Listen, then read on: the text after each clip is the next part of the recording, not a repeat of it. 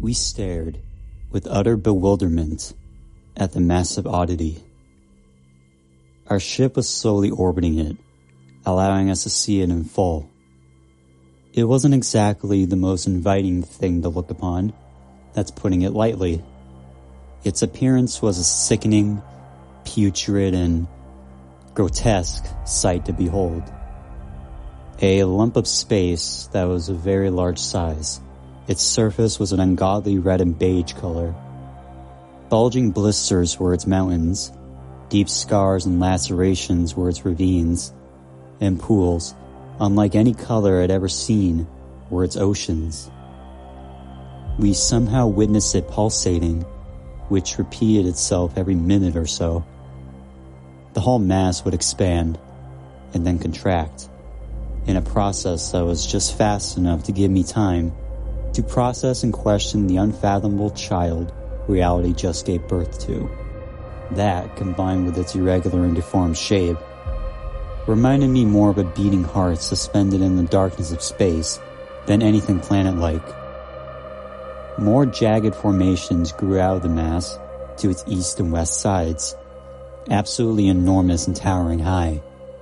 They looked like large hands that were reaching out and grasping onto nothing. One of my crewmates, Dawkins, was the first to break the silence. "What should we do, sir?" he asked. I turned around in my chair and looked at the 4 phases that accompanied me on this mission. Each one of them displayed different emotions. Pure horror, confusion, disbelief, and awe. All for good reason, really. I didn't know what to say. This was an absurdity that I couldn't even begin to rationalize. Everything I once knew about reality was gone, so I had to start from scratch. "Proceed with landing procedures." No one moved an inch. Saren spoke up. "Are you sure?" All of this was new to them, like it was to me. Our solar system is now occupied by a monstrosity that defied any and all nature. I couldn't blame them for being nervous. I felt the same. Whatever happened here, though, we had to make contact. We had no other choice. "Yes." My voice was beginning to drip with fright, but I quickly corrected myself. What I required least of all at that moment was my crewmates to bail on me. I figured if they knew they had a strong leader at the helm, they'd stay in place by my side.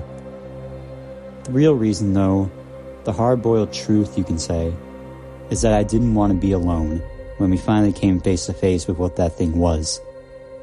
The universe was full of mystery, but all of us had spent our lives with the notion that we would never, ever stumble across something like this in our lives. This was just too much.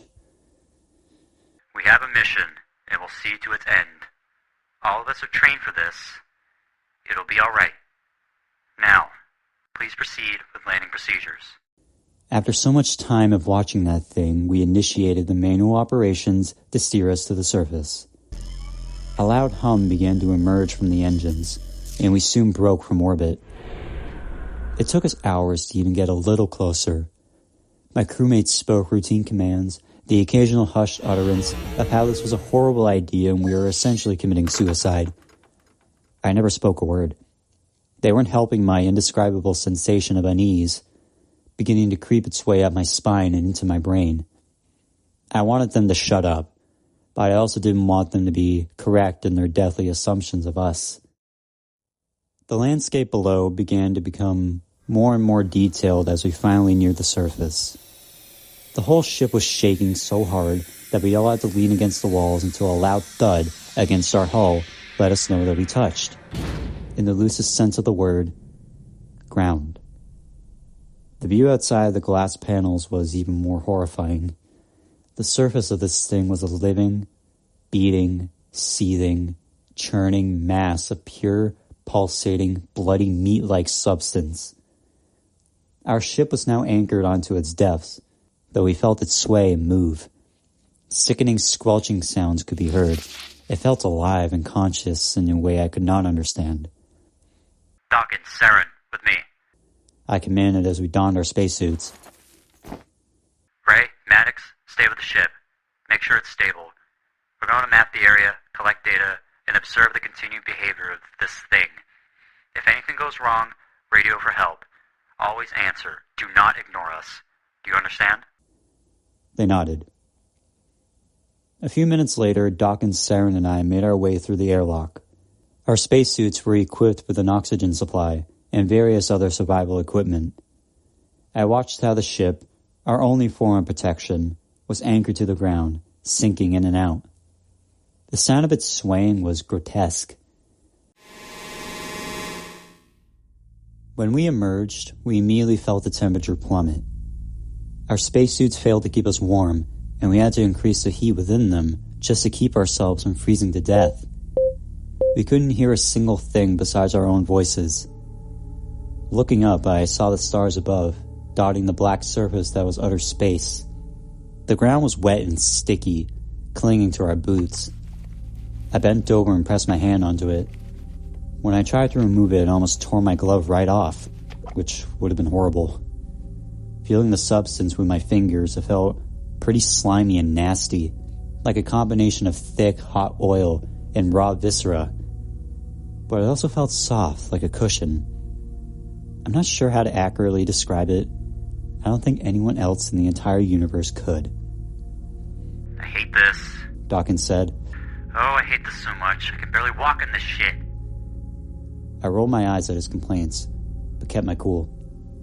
One step at a time. Be slow. We're not going far. Saren, keep an eye on the ship. Check the radios periodically. Got it. We proceeded to walk around the area, mapping the terrain. It wasn't very easy. There were various pockets that were deep, which were difficult to navigate through. The entire landscape was undulating. At times I could have sworn I saw something move that wasn't this giant mass. Something white. Eventually I had to conclude that it was my mind playing tricks on me. That's what it always is. Until it's not. We made notes of each of our observations and reported back to Ray and Maddox. I reminded them to stay alert. At the first sign of trouble, whatever it may be, radio us and we'd be on our way back. At some point I began to hear the weirdest sound. I could have sworn it was something slithering around.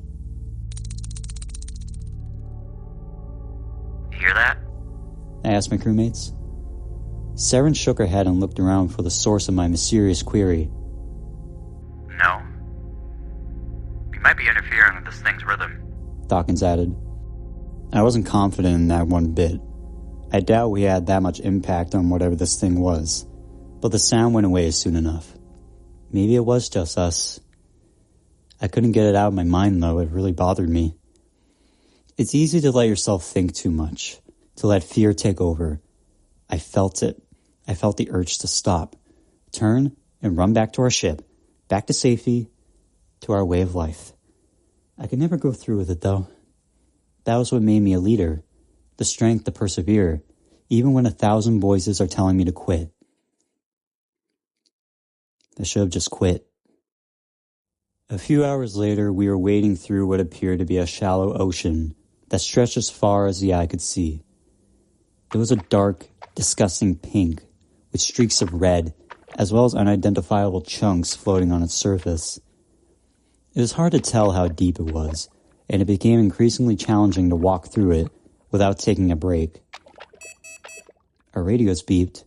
Immediately we answered. Ray, Maddox, you there? I asked.